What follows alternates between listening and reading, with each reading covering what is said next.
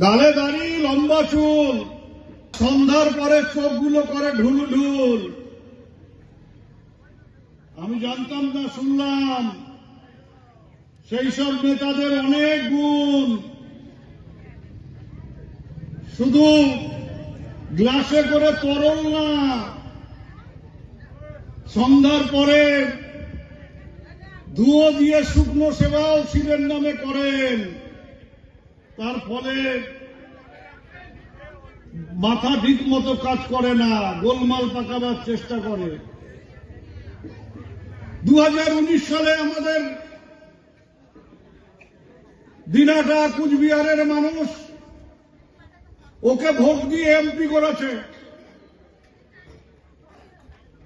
এই বুড়িঘাটের মানুষও সেদিন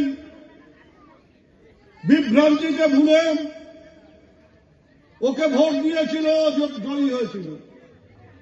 আমি বুড়িঘাটের মা বোনদের, ভাইদের কাছে প্রশ্ন করি, গ্রামের মানুষের কাছে, মা বোনদের কাছে আমার জিজ্ঞাসা, এই 5 বছরে ওই এমপিকে কয়বার আপনার গ্রামে চোখে দেখেছেন? কয়বার আপনার গ্রামে গেছে? একবারও তাকে কেউ চোখে দেখে না,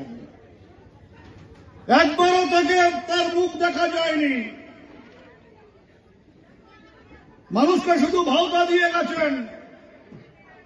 আমার মা বোনেরা ভক্তি ভরে ওকে অভ্যর্থনা জানিয়েছিলেন, ভক্তি ভরে ওকে কাছে টেনে নিয়েছিলেন। সেদিন আমরা দেখেছি ধান দুব্বা গাঁদা ফুল দিয়ে, উলুধ্বনি দিয়ে, শঙ্খধ্বনি দিয়ে ওকে বরণ করা হয়েছিল। আর ওই ভোটে জিতিয়ে যে গেল, তারপরে আমার মা বোনদের কথা আর মনে নাই।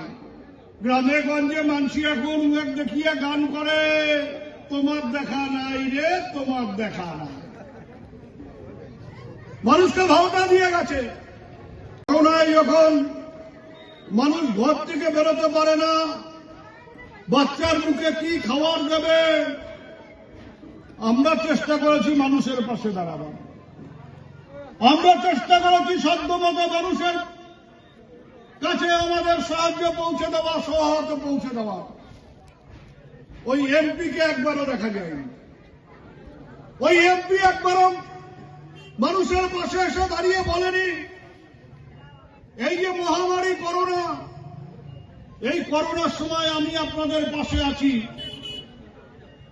আপনারা